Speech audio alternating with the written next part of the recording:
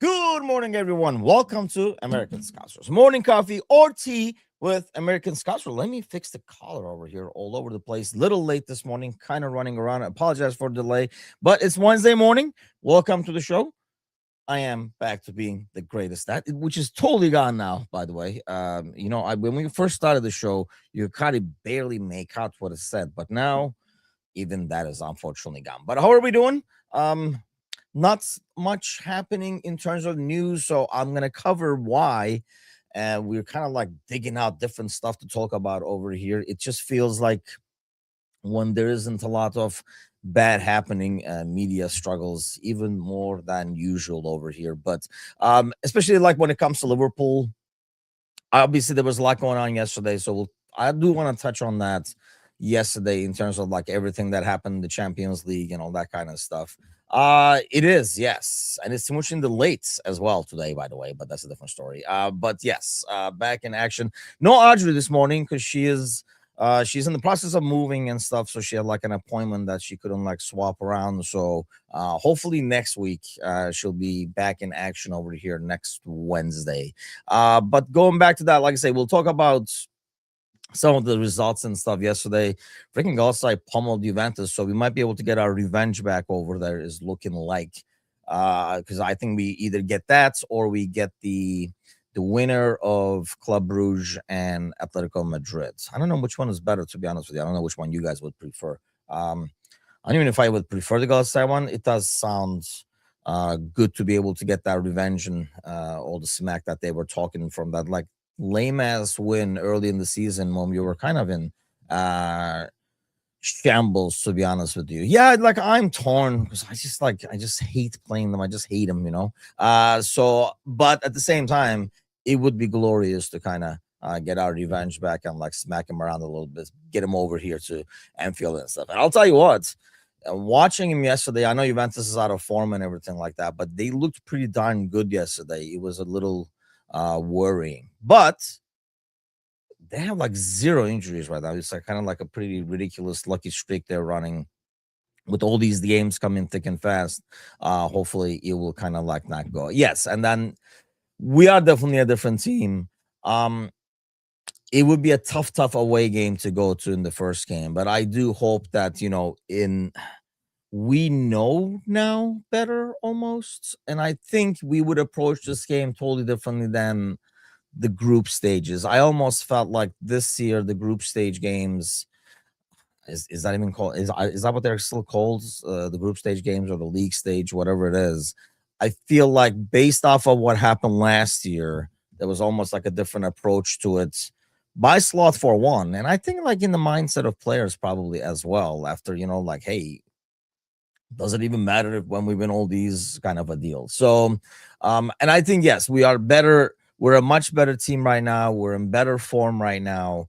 So that by itself kind of like lets me think we would do a whole lot better. But it would not be like I wouldn't see the matchup and be like, oh, we got this guaranteed either. It will be a tricky battle. They're like pressing and everything like that as well. Look at Ozan like listing a bunch of good positive reasons. Hold on, I do have to show this though, because normally if I wasn't like running late, I would go to the sites, the Liverpool news page on our websites, kind of like goes to a bit more like reliable sources. And this is why I do this. I should definitely share this because this is what media does these days. I kind of wanted to show that and be like, this is how ridiculous media has become kind of a deal. So like to pull some of the headlines if there's anything new, because I figured like we would talk a little bit about the whole Slide drama, which is really annoying to be honest. But like if anything else is happening, any news or anything like that. So when you go to Google right now and search Liverpool news, this is what you get. And the first title by Liverpool.com, like, and yet another, I mean, you got to figure like Echo and stuff are doing this. So there are sites like Liverpool.com who are just doing it for clickbait. But the headline literally says, Trent Alexander-Arnold close to Liverpool return after Champions League tie suspended. Like, seriously, just to get a cheap-ass click. And you guys can see over there, I didn't click this bullshit because I'm not buying that. For probably there is some they're like, oh, according to the brackets, they might meet sometime in like the semifinals or something stupid like that, is probably the gist of the article. But the title makes it look like, oh, he's close to the pro tournament. Oh, he's coming back. Click. It's just like so freaking annoying, man. It is so freaking annoying. This is like basically news media right now. And you're like, hey, that's just Liverpool.com. That's all they do and stuff. But no, like just go to any other sites that's clickbait, and it's just like the same freaking bullshit. For example, the return. It just, I wouldn't be able to live with myself if I owned that website. I would not be able to live with myself if this is what I'm doing for a living. But they do, and they make a living, so maybe that's the way to go. South Asian, good morning, sir. How's it going? But I think like the bigger, I don't know if it's news, but the whole Soboslai Real Madrid, because anytime somebody plays well, I think the only thing that irked me about what the agent said is something regarding, like, oh, he's in good form. So obviously people are going to talk the highest of the high and stuff like that. And considered, and I understand I think that's more for South American players, that the pinnacle is not necessarily Premier League. The pinnacle is more Real Madrid or Barcelona and stuff. But I just wonder, like, that could have been worded, for example, for a lot better. And two, like, really, like, this is what we're talking about now. It's, first of all, he's under contract for another 2 years, so there is no issue to cause panic yet. He is being dubbed. I mean, this week, especially after the last game, there was a lot of talk from players as well. Because I mean, I think they're being asked. Obviously, Mo famously said he's like one of the best players right now. But they were talking about his leadership. Same thing with Van Dijk. They were more talking about like him being a captain in the future. I think Slot was asked in the post-match press conference and stuff. I get it, but geez, like, don't we have bigger fish to fry? Yeah, I just saw that headline that is at least not as clickbaity. That says like, he is the next Liverpool captain. And I guess when you look around, I think the next, like the new generation, let's go with, right? Like, take the OGs out of it. So that would take Ali out, Robertson out. I mean, I think he's a natural successor, right? Just because he's already. Would you guys want him as the next captain, or would you prefer someone else as the next captain? Because I'll tell you guys what, I do see, and he's young, like he will get out of this, he will mature a bit more, but there is a difference between,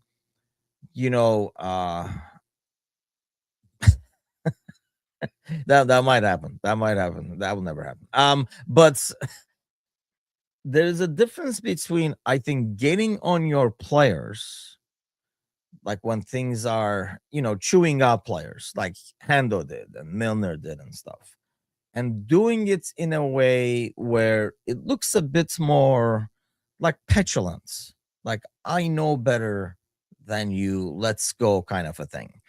Because if you guys watch the Hungarian national team, and it's not like, I constantly tune on to the Hungarian national team, but when they're on, I watch it, and they played Turkey a few times. So I watched them then, obviously, the famous Soboslai Arda thing. And there's a lot of like these famous Soboslai insert player name things, right? Because he does not take losing well, which I'm okay with. I'm even okay with that. But he does have a little bit of a leadership from the Bruno Fernandes book, from what I see when he plays for Hungary. He can't pull that off. He can't do that. And he does not do that in Liverpool. So I don't know if that's your captaincy style. I don't know. You're like, I kept him like this here, I kept him like that there. I don't think it works like that. So I don't know if his style is something I like, and he might change over time. Like I say, he might change over time. He cannot pull that off when you have the players that Liverpool has. But he does do that, yelling, but in a petulance kind of way, more like a whiny, crying kind of way when he goes at people And I don't know if I like that as much. But he is, in terms of like his age, his profile, how he carries himself, the effort he puts in terms of setting the example and all that, I get it. I think you can kind of like pencil him in as like a captain candidate. But that's something I definitely worry about, because we always talk about captains leading by style, and we all like that. And there's something to be said about, like getting on players sometimes, right? We've said it, like, like Van Dijk should shake him up, blah, blah, blah, especially when the team is not playing well. We expect somebody on the pitch to say, hey, let's go, or calm things down when things are not going well, whatever, right? Like kind of like control the temperament of the team, the aggression of the team, the level of play of the team, the focus of the team on the pitch. I get that. But like I say, I do worry if you guys watch him be a captain at Hungary, it is kind of weird. And I know like he's put into that spot as a very, very young player. So if that has anything to do with it, but there are some times where I'm like, like I don't like that. Like I would not want that. So I definitely do not like that. He does lead by example. So I guess maybe it's a bit easier to say certain things. And maybe it comes across different in the, when you look at it at like the Hungarian national team, and that in that perspective over there, because he's the best player on the team. So maybe it looks like when he does his regular yelling, it looks like I'm the best one over here. Why can't you guys play like me? Kind of a thing, kind of captaining. But I like I said, it'll be interesting to see how that evolves. And I think this is exactly why you need time. I know Slot was talking about, Van Dijk's being able to watch Hendo and Milner in action as a captain and learning from that so he can be a better captain. And I think it would be the same thing with like Szoboszlai, seeing from like Van Dijk and stuff, like how to be a captain.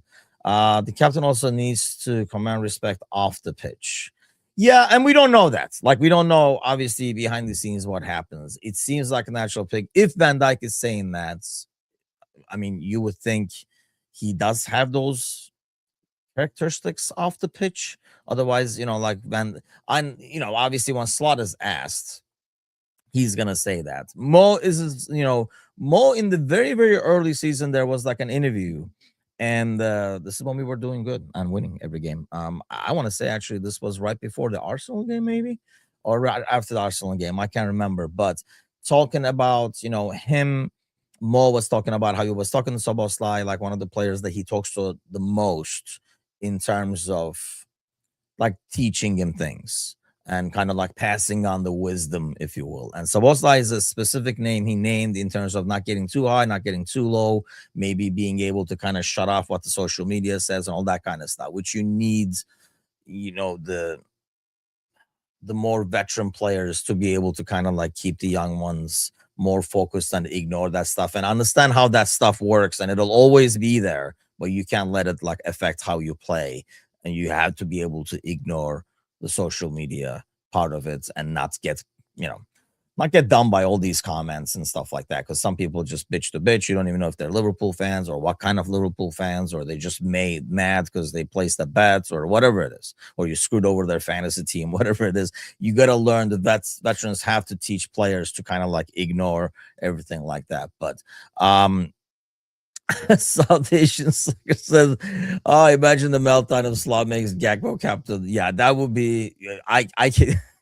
That's just funny just to think about. When you said that, I just laughed just thinking about it, because people would lose it. I don't know. Is that because like if he wasn't Dutch, would there be as much talk about like Slots and Gakpo, like Slot's son and stuff like that? Would there be as much discussion if he was not Dutch? If it was like, I don't know, some dude from Senegal or something like that, would anybody say, "Oh, that's his son, that's why he plays all the time"? Or we're kind of assuming, "Oh, he likes him because he's Dutch, they get along, they eat the same stuff"? And I don't know, like what the connection could be. That like everybody says obviously like he's got like Slot's photos or something like that. Like he's blackmailing Slot to start. Like we talked about this. I think what was on Monday. That just, I mean, you look at the stats, and I love when people say stuff. Where's Cersei when you need him? People say stuff like negative, and then you basically say, "No, like this is what he's doing."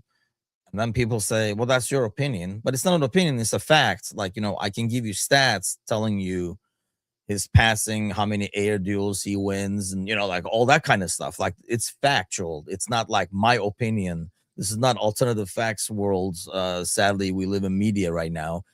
And then they were like, well, those, like they don't go believe in stats. The eye test was we were going back and forth with Cersei this weekend, and that was like the conversation going there. And I like you have to look at what he's doing and not, like kind of like appreciates like his contribution that way, because you do have a lot of numbers showing why he's playing. So ignoring that just because, I don't know if it's because people want Rio to play more and he has to get out of the way to make room, kind of a deal. Or I think as fans, we are more excited by a player like Diaz or Rio as opposed to a guy like Gakpo. And I get that in terms of excitement value. You probably maybe want a left winger like that. But I don't know if that necessarily means, the other guy is not doing well. You still got to see what he's doing. He's like, he might not be your cup of tea, but he is still doing a lot of good work. And I mean, if you guys notice, when we go long, we prefer when Gakpo is on the left to go towards that side because he's the one who can bring the ball down. Obviously, he has a lot of, usually he has a huge height advantage because he's a big kid over like the right back, so he can bring that ball down. When Ali has to play the long ball, most of them are going to the left. If everybody's covered, the default is left so that Gakpo can bring that ball down and use his height advantage. But these things don't get seen over there. That was funny though, man. When you said that's just as I was reading it, I started laughing because I could just envision in the background people just losing their heads, things exploding just with the thought of it. But yeah, so I don't know. I feel like it's so freaking early to talk about that. I do think in the summer Mo probably will be leaving, but I do not see Van Dijk leaving for some reason. I think Gally was talking about this on the Monday night podcast. I mean, that was like a crazy scenario where, like, he wins the World Cup and it's almost like he's won everything now and he wants to cash in and he goes to and like Saudi Arabia for a contract or something like that. But I really think Van Dijk stays. So this is like a very, very premature conversation just because there's no midweek game, kind of a deal that everybody is just talking about Szoboszlai's contract. And it's kind of like just wait till the international break comes, which is I think in about a month, like mid-March, I believe, or like maybe the second week of March, like the 7th or something like that. It starts where I'm sure they'll go back to this because got to go back to something, or like what's going on in summer transfers and stuff. I think I know we don't want a situation like the 3 we had last year and Konate and stuff like that, but it's just like way too early to start talking about. We got bigger fish to fry. It's not like this team is, we want like, we're playing better, we're winning games, clean sheets and all that kind of stuff. There's a lot more. I mean, heck, Ozan listed like 10 things in the beginning of the show in the chats of like things that are better than they were before. But it's not like we're in a situation where we're like, oh yeah, what are we gonna get? Should we sign that guy? Like we got bigger fish to fry. We didn't like guarantee Champions League spots and stuff yet. So there's a lot more like football to be played. So the focus should be on that, and I think it is. But I love how media already is like, oh, they started winning, so can't do all the slot talk and can't do all the negative talk. Let's find something else negative to talk. People like talking about negative stuff. If you guys notice this, whenever media gets cornered, they find something to damper your excitement and enthusiasm. And it's like Debbie Downer. They're like, walk, walk, walk. And then they're like, yo, how about him though? He could leave. And then, like, so that we worry about something and you just can't. This is why we can't have nice things. People can't be happy about stuff. Like we have to find something to worry about. So even when things are going well, what's going to happen with Konate's contract? Or it's like, what's going to happen in 2 years when Real Madrid comes for like Szoboszlai and stuff? Jesus Christ, let's make Champions League first. Let's advance in Champions League. Let's win the FA Cup, hopefully the Champions League, qualify for the Champions League this season. Then I'll worry about Szoboszlai's captaincy and who's going to be the captain after Van Dijk leaves and stuff afterwards. It's just like crazy how, we just can't be happy. And I think this is why I always talk about, people who are extreme negative because they kind of almost like feed off of that negativity and you have to be negative somehow. I was going to say all the more reason to make sure we keep Van Dijk. We can't lose Robo. I think so. You can't freaking do that. You can't afford to do that. I think Robertson is going to be gone. Ali, I don't know. Like somebody was saying the other day, that you know it might be time, like might be cashing in on him as well and stuff. I go back to what you're saying, South Asian Scouts. I don't know if you can afford to leave. I hope we learn something from this summer that you can't do as many changes and expect everything to like work seamlessly. It's a World Cup summer as well, so it's a shorter summer.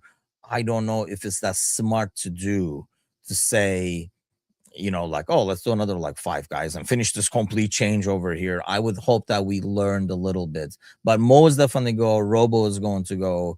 So I don't know. I'm hoping like Ali and Van Dyke stay for some, stability, especially as we kind of build this defense and have Kirkes on left and stuff. At one season with those two still in there, Kirkes, hopefully Konate, or obviously you have the young kid. You need Van Dyke. You can't just throw like Leone and Jacques, whatever his name was, over there and hope for the best, because then you're really asking for it. Yes, Solo. I was saying earlier, Audrey could not make it today, and freaking I was late today. So there's that. It's been that kind of a morning, especially. Favorite player all time. I was on Gary, who's actually joined us a couple of times, his podcast, which is Crossing the Pond podcast, which is a really good one, by the way. You guys should check it out. I was on there and he asked me this question, and I think, like, especially like for Liverpool growing up, it was Dalglish. In recent history, I would probably say Bobby, just because of the way he played, what he did, but more than that, like how he did it. There is like the flair to it, there is the smiling face to it, the work rates, like everything, man, like everything you want, I think, in a player. So I would probably say in recent history, Bobby. Like of all these, like like people might have like Mo and Van Dyke and all that kind of stuff. I always go back to, I mean, Cersei is like a Sadio Mane. Cersei has like a shrine of like Mane in his house somewhere. But I would probably say in the recent history, Bobby, just because he kind of brings everything you want, like he brings attitude, he work rates, but he brings so much class and the touch, and he brings like a positive attitude at the same time. I'm kind of like a sucker for positive attitudes, maybe because kind of like surrounded by so much like negativity, that it's nice to see a guy who's always playing. That's what I love about Sadio as well, by the way. You can play hard with a smile on your face, just because you don't have to be like, look like Kirkes all the time to play good and like hard and stuff. Like you don't have to play angry all the time. I'll be honest, like I would start games laughing and then the angry Tim would come out, and that's when I really kicked in. I would need somebody to get me going. Normally I'm like an easy going guy, even on the pitch initially, kind of like joking around, making jokes with the striker and stuff, talking shit. And then but something happens, you get like irked, and then the Kirkes mode kicks in a little bit. But yeah, in recent history, I mean, I would probably say though, like growing up, it was definitely Dalglish in terms of style and like how easy he made certain things look and stuff. And we were talking about this actually, which George last week, about, I think, his status as a legend has only elevated after his retirement, what he's done as a manager, what he's done like through the whole Hillsborough thing, and afterwards, I think how he carries himself now, like such a great representative for the club, like somebody you're always proud to say he's one of our legends, kind of thing. I think he's one of those players that, I mean, I don't like. Will Bobby be like that? I don't think so. Maybe because obviously it's not fair because he's Brazilian and all that kind of stuff, and obviously there was always, even when he was here, there was a language barrier. The guy didn't speak a lot of English, but so that will not happen with him. With Dalglish, I felt like even after he retired, he was such a great player. But after that, it's kind of hard to take that and then build on that and become even greater, by like I say, how the whole Hillsborough thing by yourself. But aside from that, how he carries himself, how he talks. I mean, it's just like what you want out of a legend. Like, how do you want your legends to be? That's how I want my legends to be, kind of a thing. So, yeah, that would probably be the routes that I would go over there. Steven Gerrard and Van Dyke for me, says South Asian Scars. I think that's showing our age, right? In some ways, I think when you go a bit older, so I'm assuming South Asian soccer, you are in 30s, 40s, based on that. And I think that's why, yeah, since I'm a bit older, unfortunately, I go one more one more generation over there. Stevie G, yeah, but I don't know, like maybe because the team was not always all that, and you had somebody like carrying it all the time, and he was like an excellent player, don't get me wrong, and he had like a great attitude and a good leader in the sense that, you know, I mean, let's face it, you look at some of the teams that, you know, Stevie G was on, and he was like carrying the entire load kind of a deal, and he would drag people across the line. He had that quality to him. But yeah, I always go back. Scotty says, yeah, see, exactly. That's why though, I think and I'm not, you know, I hate to be that old guy. Like, if you guys saw Doug Leash, you guys would not say this kind of a thing. But yeah, I think, you know, and here's another deal, right? Like when you're younger, I don't know, impressionable, maybe like while you're watching the game. So it's a bit easier for the older generation. Like based on your generation, you pick somebody, and if you notice, and then people poo-poo the one afterwards. And not that I'm not poo-pooing like Stevie G's era, but it was definitely like Doug Leash for me. I'm hoping bring Bobby back an ambassador role on the coaching side. Yeah, I don't know. I really don't know. It's obviously the language was a barrier, which, you know, I know in coaching these days it's not as big. Just don't even know if he's that kind of a person. Like sometimes you look at players, and heck, I mean, I do say this, but there are some guys who are managers who, you know, by the way, here is your test of being old. And I think, I don't know how old Chris is in the chat over there, but anybody who's older will kind of like say, yeah, unfortunately, when you watch when you look at a match, and like a random match, and the guy who you used to watch play as a young player is like a manager on the sideline now in his like 40s and stuff, that's when you're like, God damn, I'm getting old. Is a sign of that. But there are some players who I see managing, and I'm like, man, I would have never thought he would manage. And I know, like, you know, especially on top levels, it's more shocking. I think like any of these players, kind of like it's a kind of a go-to, right? It keeps them in the game. They can't get away from it. They're like, you know, what am I gonna do? Maybe I'll just manage, I'll just coach. So they kind of go into it. Obviously, there is money in it, and they can go back to their old team. So the possibility is there, the opportunity is there for them, so they take it. But I never looked at Bobby and said, oh, he's going to be a great manager one day. Like, you know, the way you look at maybe like Milner, even Hando to a certain extent, like, you know, somebody who is, and I don't know why you do that, but like sometimes you look at a player and you'll be like, he'll be a good manager someday. Bobby was not never a guy I saw. Maybe because you didn't hear him talk a lot. That's another thing. Like you got to hear people talk to what Bobby did not do a lot of interviews. I think that was his excuse. I think he said he didn't speak English much and avoided to. That was his way of avoiding media. I really don't think.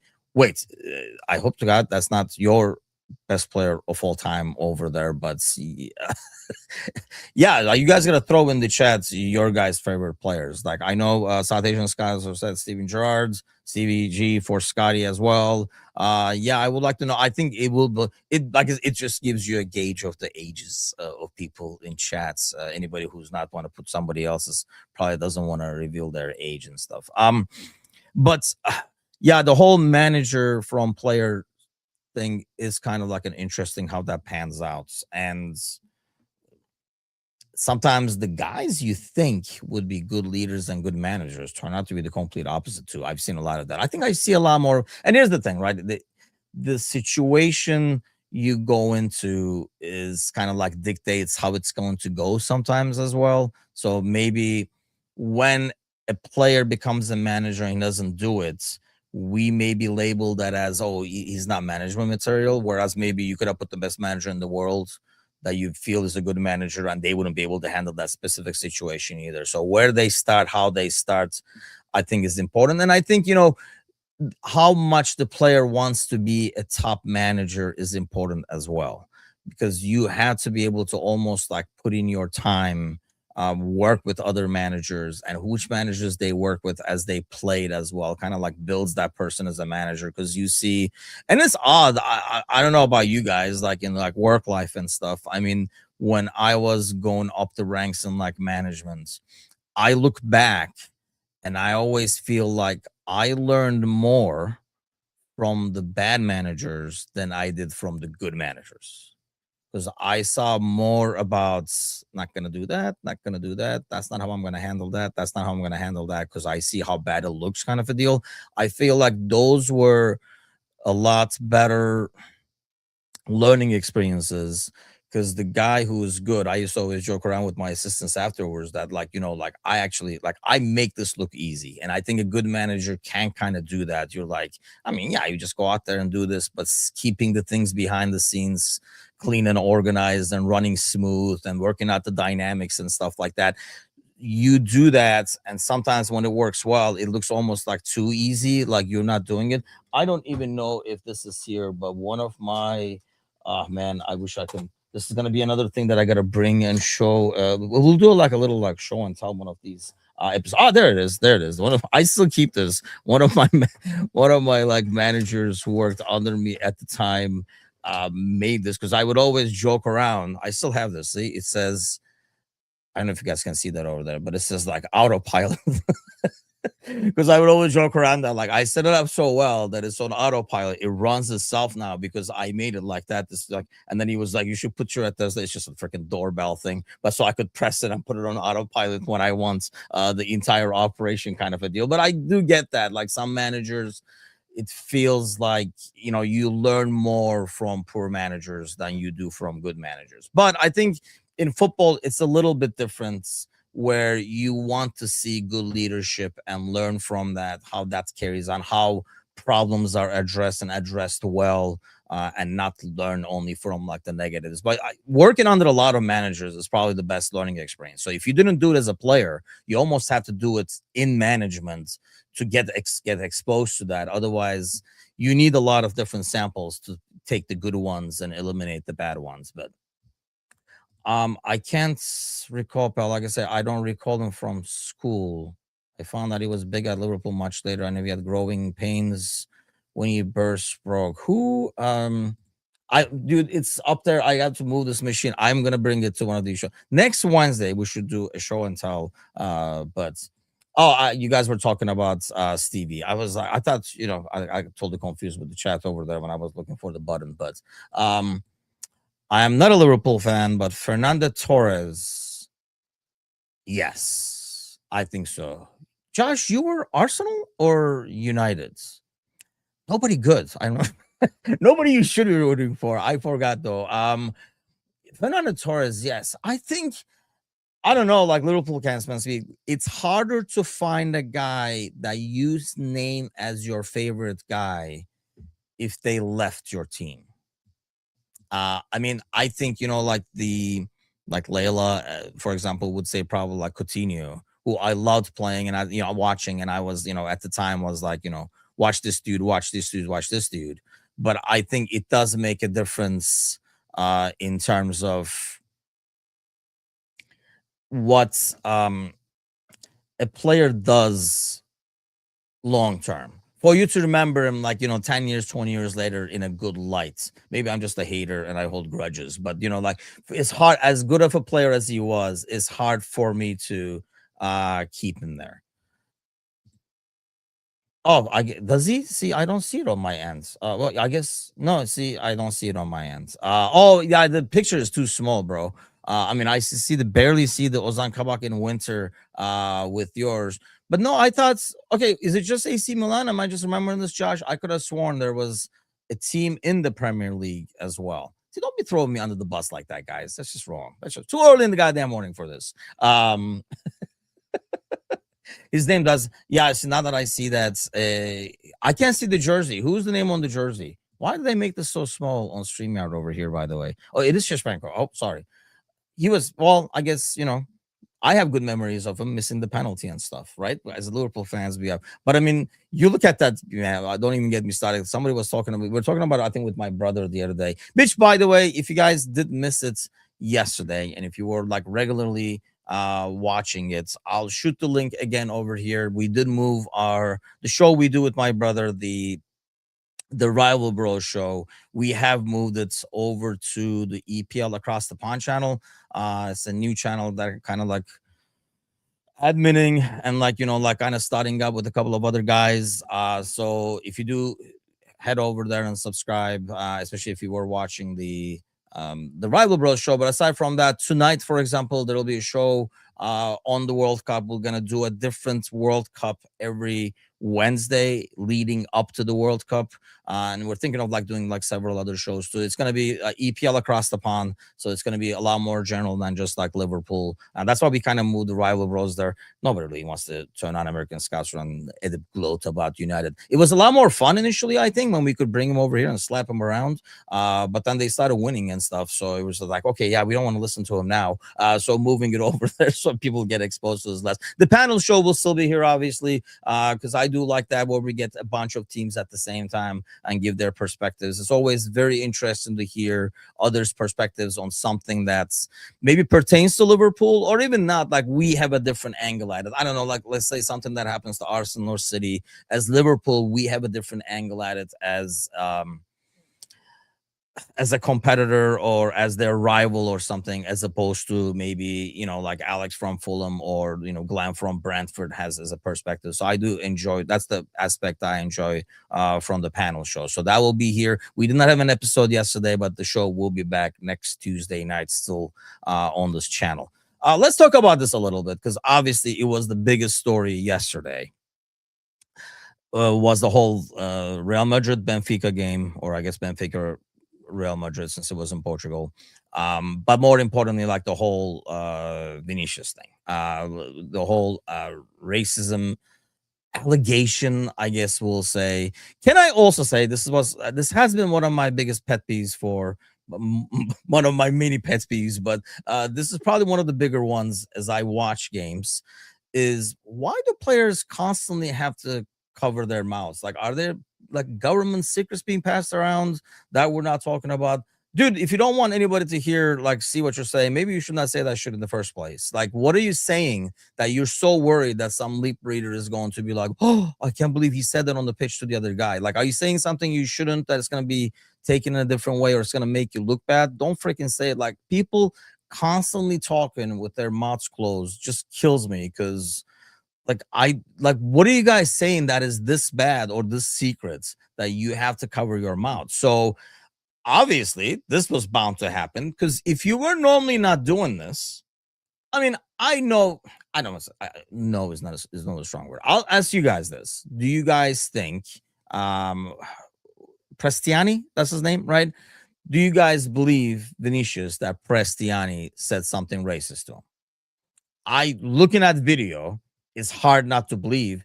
Not to mention, why would he make that up? I can understand if they were 1-0 in the 75th minute or something like that. He's getting frustrated and he wants to start some shit or something like that. But right after he scored a goal and his celebration, yeah, is that a yellow card? I think that's a totally different discussion we can talk about. But yeah, he gets a yellow card for that. There's some like drama happening there. And then that happens where he kind of like goes like this, says something. It looks like he's like, like wiping the mouth, but he's actually like saying something racist probably. But normally, if you guys didn't freaking cover your mouths, it'd be very suspicious when somebody's covering their mouth saying something. Because I'm like, well, obviously you don't want people to know what you're saying.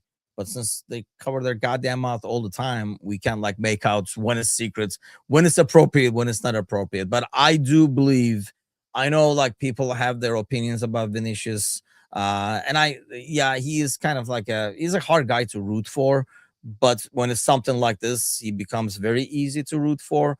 And I do think people are always like, oh, he instigates stuff. And if you're a guy who's instigating like fights, or, kind of like dirty challenges, whatever, like trying to get some under somebody's skin and stuff like that. Yeah, you can be unlikable and annoying and stuff, but nothing excuses like the racism. And I think it's almost like what he does gets really under the skin of like racist assholes a lot more. And that's why I think he is more of a target. And when something like that happens, it's definitely makes me root for Vinicius just because, they're not going to root for the other assholes. So, but looking at what happened yesterday, Yeah, he celebrate. I mean, is he not ridiculous goal, by the way, not to mention. So he scores like a wonder, like a worldie, like from the corner, just curls it. I mean, it's a beautiful goal. And yeah, he's kind of like humping the corner flag and stuff. And you would see the yellow for that. But like they made it look like he really instigated the crowd. And like player teams do this. Like, they know especially, when they go away to Portugal, when they go to Greece, when they go to Turkey and stuff, it's a bit easier to get the crowd riled up, throwing things. I mean, they were throwing bottles at him afterwards and all that when they were taking the corner kick. So I know some of it is to get the fans like really irked, but he got the yellow for that. And then he comes back and this happens. There's no way to prove it, unfortunately, for the ref. So, I mean, I will ask you guys that because I saw like the ref did not handle that well initially. I mean, it's full blown chaos. When players fight, you don't expect the ref to, break up every single fight on the pitch. Honestly, they kind of like stay behind and see what's happening so they can see more of what's happening, and that's so they can take punishment accordingly and stuff. So I know like Vinicius comes off the pitch, he sits down. Yes, he makes, but he should something like this. I think it's kind of like, we should make a big deal of it. The world should stop. The game should stop when something like that happens. I did not even know actually that was a ref signal, by the way. Hopefully I'll never have to use it, but it's looking at the whole situation, it's hard not to believe Vinicius. I know it can't be proven. The dude will never admit it. I know Mourinho said he went to Vinicius and said, when you score, don't make. I mean, really, like of all people, Mourinho is teaching Vinicius how to handle the crowd and not getting riled up. Mourinho has made a career of riling up away fans and stuff. Get the hell out of here. So it's like practice what you preach, dude. Come on. But yeah, it's sad to see, especially when it's happening on the pitch. I think is worse. I mean, maybe it's a lot more likely, unfortunately, to see one asshole or a couple of or a bunch of assholes, sadly, in a stadium that holds, I don't know how many, they hold like 40, 50, 60,000 people. But when a player on the pitch is saying it, that's just, man, it just like gets under my skin. So I was like fully supportive of like everything they did. And I know you can't prove it, and he will never come out and admit it. So I don't know if he ever made a statement saying like what he said. He clearly says something, and he clearly covers his mouth conveniently when saying it. And if you look at his reaction, he says it, and then when Vinicius does the "what the hell did you say" kind of a thing, there is like a slight look of worry on his face, like, oh shit, like he, like he probably does this regularly to get under like the skin of players, and he is basically, no pun intended, he's just being a racist asshole about their skin color. But he probably does this regularly, and he was almost in shock that suddenly somebody was like, "Hey, what'd you say?"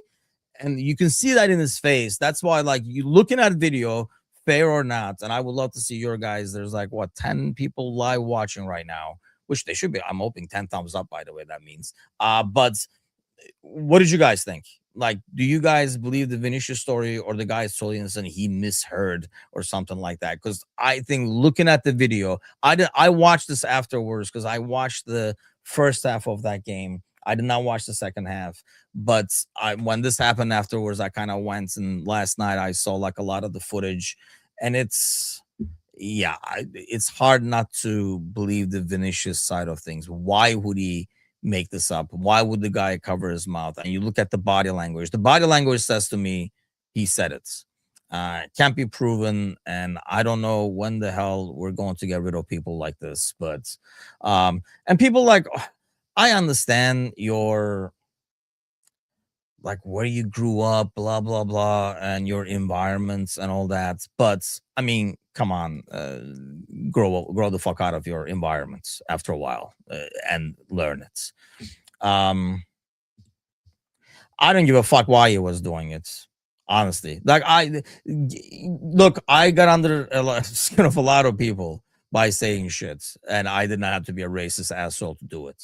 Um, because that's the thing. There's a difference between doing like shithousery and being a racist asshole. And this is being a racist asshole. Suarez was being a racist asshole. That's why I'm not a huge Suarez fan. I mean, yeah, I loved him as a player. He was a great player and everything.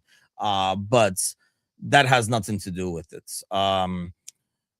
there are lots of reasons to make this up and cover your mouth. You can say nasty things that don't hit the same threshold as racism. And this is what I was talking about that earlier. Like, this is why I hate that they're always covering their mouths. Like, even when they're just like chatting, like laughing, chatting, people are covering their mouths. Why? I have no idea. It'd be one thing if it was tactics or something, like with your like manager on the side. But no, on the pitch, as people are joking. So you don't like, so basically you're goofing around. We can clearly see it, or you're trash talking, which is fine. Like, is anybody going to be offended or anything? Like, we know there's a lot of trash talking being done on the pitch. So why do you have to always cover your mouth? Is, yeah, that's why. But going back to the whole Suarez thing, nothing freaking excuses it. I don't care how big of an asshole the other guy is. I don't care how much he's getting under your skin. There's nothing freaking excuses it. And I have never, ever even thought about saying something like that. I'll tell you guys this. I had like an incident. This is about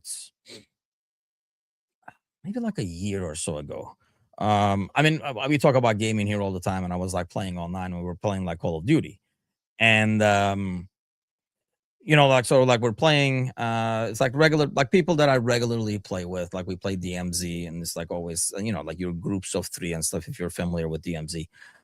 And something happened, and like we died, and the other team, you can kind of like hear the proxy chats and stuff like that, and they were talking shit, and they were Hispanic, and one of the guys on our team used like a racial slur. And I was like, yeah, I don't know if I can play with this guy anymore, because my thing with this is I don't, that kind of vocabulary does not even come to my mind or my mouth. I say a lot of shit when I'm mad that maybe I should not say, but because it's not in my regular language, I don't use those terms because, I don't go to that. Um, and it is a great example of how that works. When initially, when I first came here, you can ask Angie, like especially in like traffic and stuff like that, when I got really upset, even in games when I was playing, when I get really, really heated, I would swear in Turkish. One, nobody can understand it.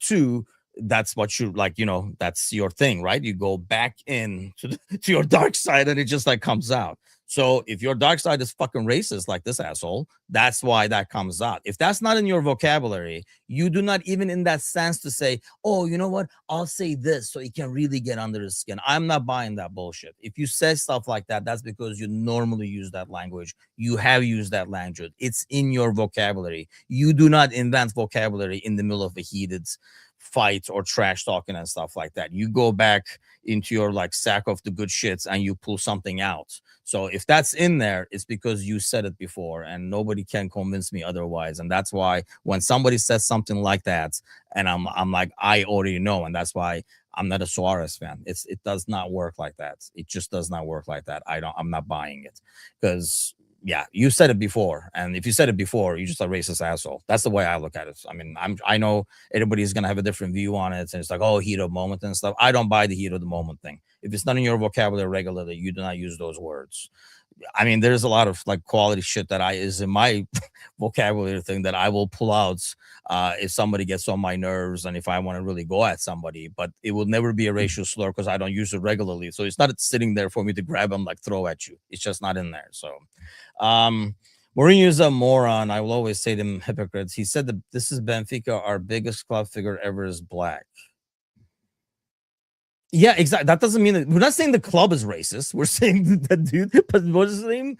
Cristiani, is that what his name? He is racist, is what we're saying. And yeah, but that's like Mo trying to protect this player. He's not gonna come out and say it. There was a lot of criticism of Mo for not taking the player off the pitch, but that's almost like admitting guilt, isn't it? Like if he takes him out, because you're basically going out to say that he didn't say that. Nobody heard it. They couldn't prove it. There was nobody else who said. There's another player right behind. I think it's Canavinga maybe within the vicinity. I'm going to go back to the video, but I think it was Canavinga. Like there's a Real Madrid player within the vicinity.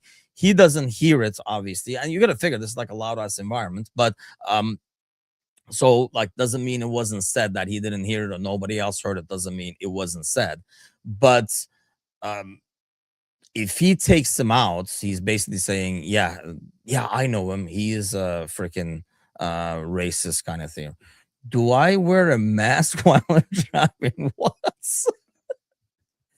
No, man. Hey, it has changed over the years, but especially when I commuted, I think I was like a more angry driver. But yeah, I'm very impatient. Yeah, don't get angry started. But yeah, I'm like very impatient, so traffic does not do me well.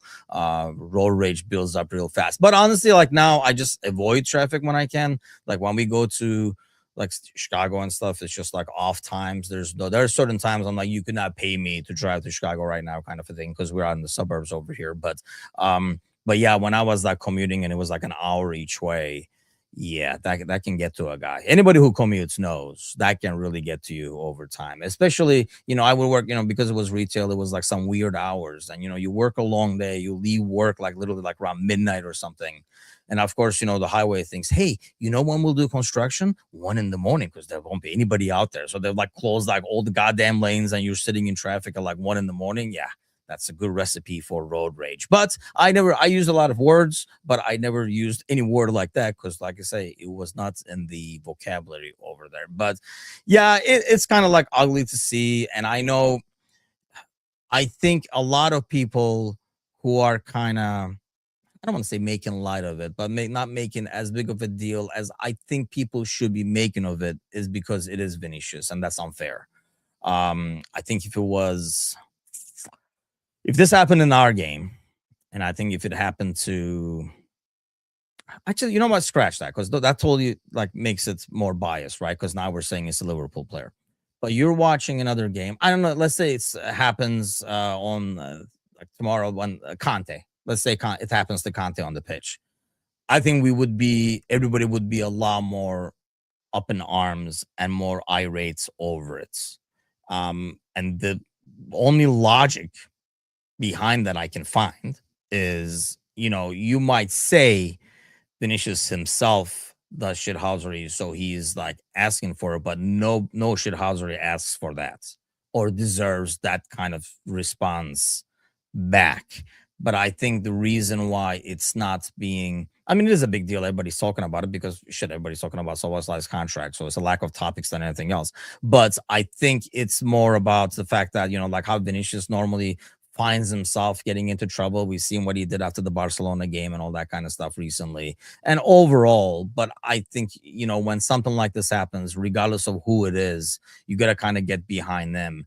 And I know it can't be proven. It might not have happened. Just looking at the video, fair or not, I'm like, yeah, he said something. He definitely said something. Maybe he said something else and he heard it like that.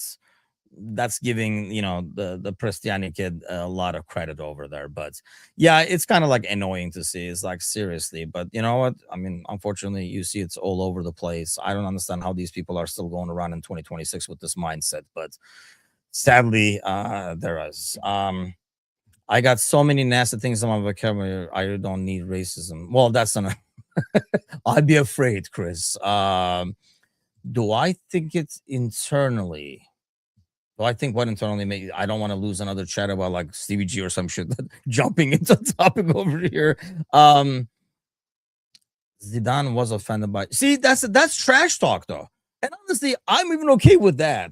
Mom jokes, whatever you want to bring. I like wife, I know people like their family is sacred and stuff. I guess, but not really. We all say shit. But so I'm like okay with that. I'm okay with that. This whole maybe like I'm like so like I see a lot of it and it annoys the fuck out of me that racism takes like a different thing with me. I've never been exposed to it that I know of. I always thought because I was like me, maybe it was because of race or I was Turkish or whatever. But it's so I think having not been exposed to it, or as I guess a victim of it, I should say, I've been exposed to it. I've seen it all over the place. I think we all have.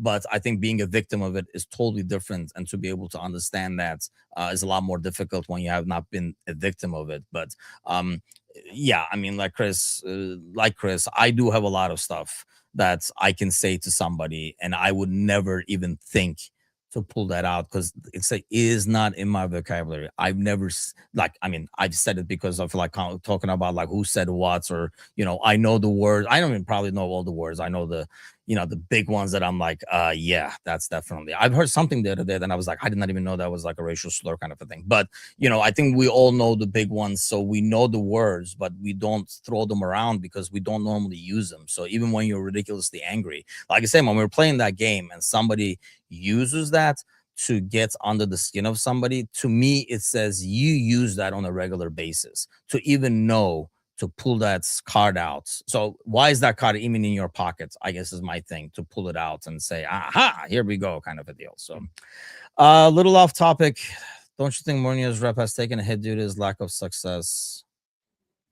Yeah, probably. I don't know, because partially, look, well, I know, for example, what he did in Fenerbahce, and I don't think he did a good job of it. But at the same time, he was kind of set up in a situation where it was not.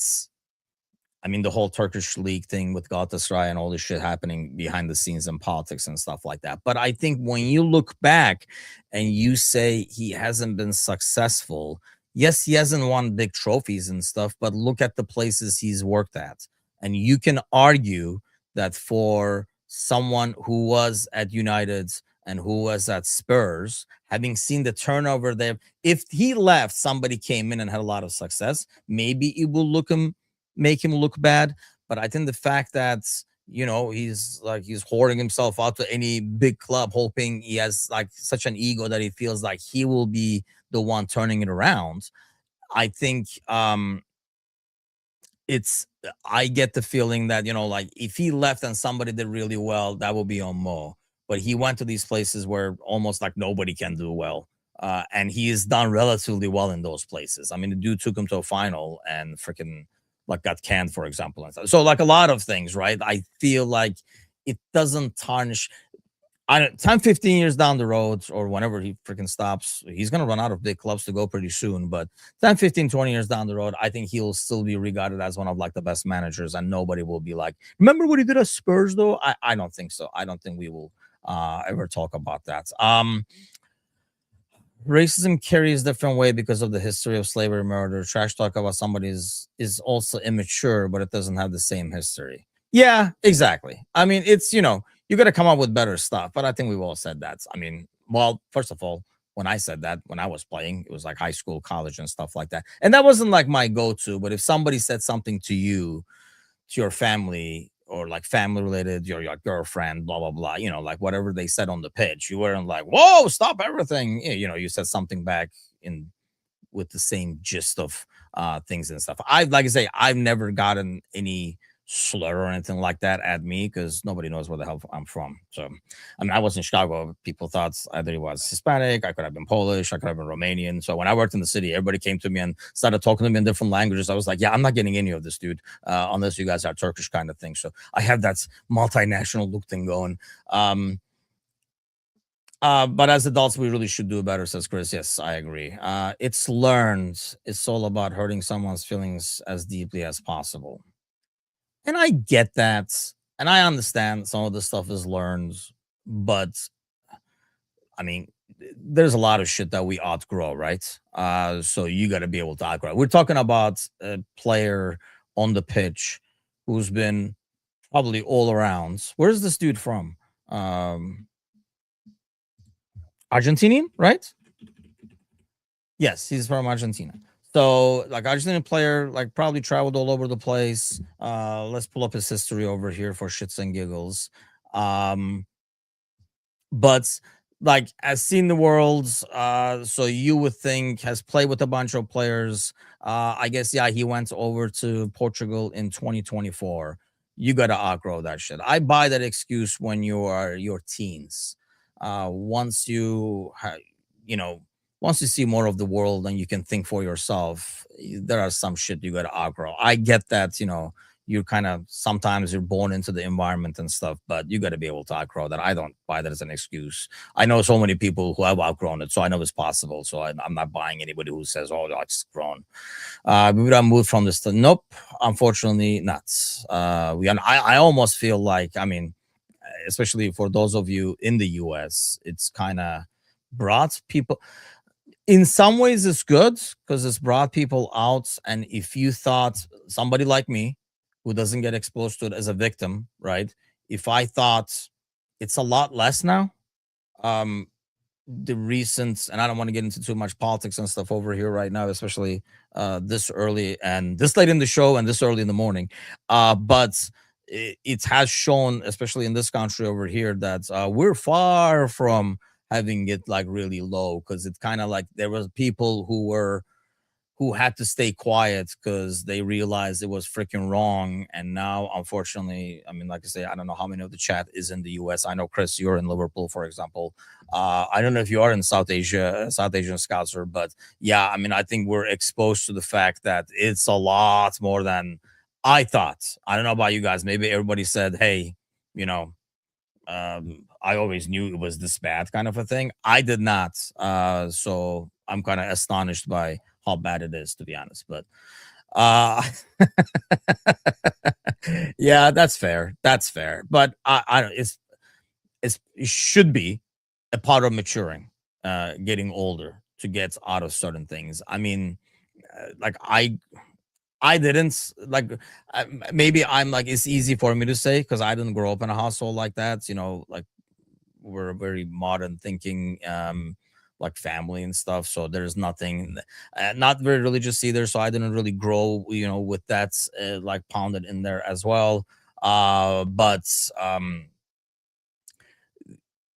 so maybe it comes easier for me to say, oh, you got to outgrow that. But I mean, come on, man, you got to mature. But we say this about other stuff, and this is like the probably like the most important thing. That's why, like if you couldn't like mature your football stuff and how you handle things, I can excuse. Just make sure the basics are freaking done, and you're like a decent human being. I mean, it should be a lot easier to be a decent human being than people make it look like it is. So, he hasn't been successful at United's. Yeah, I mean that's the thing. Those are like if he left, somebody came over and he took those teams to new heights. You'd be like, yeah, Mo couldn't do this. But I think nobody. Mo only shows that I tried, even I can't do it, and he goes to the next one. It's like I tried, even I can't do it, and it just keeps going, kind of a deal. But the trajectory is definitely weird. I mean, like he's back in Portugal now. Let's see how long that lasts, because his style only goes 2-3 years, and then it kind of wears down. I really thought he was gonna do well at Fenerbahce, and it started really good, but then it just went down. So, okay. Well, I mean, you can tell there's not a lot of news happening, and because we totally went on a different subject, but I felt like like it was like something like important happening in the world of football that should be addressed. And so yeah, thanks for hopping in and dropping in that chat. Thanks for joining me this morning, keeping me company over here. Please hit the thumbs up, both the new channel and this channel. Please go do and subscribe. Edip should have warned you. Edip can't warn himself, man. It was the United fan. How much has he matured, for God's sakes, that he's going to tell me what to do? So there is that. But yeah, we had a good time yesterday.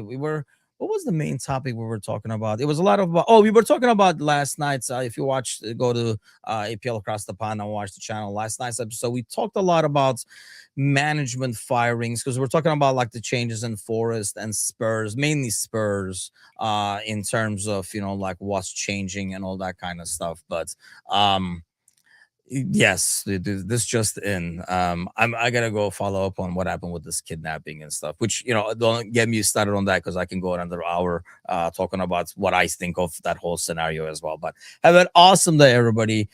Tomorrow night, the Ball Crew is back. Mecca and all his ribs are going to be action hosting. The Ball Crew will be there, so do tune in for that. I will be back actually Friday morning with Kazi. Gally is going to be out of action this Friday, so I get to get Kazi as we head into the weekend against Forest. We'll know more, because obviously Forest plays away at Fenerbahce in Istanbul tomorrow. I think that game and how it goes will say a lot about how the weekend will be as well. But have an excellent day. Stay away from assholes, and don't be swearing around being immature and shit. I'll see you guys soon. Thank you.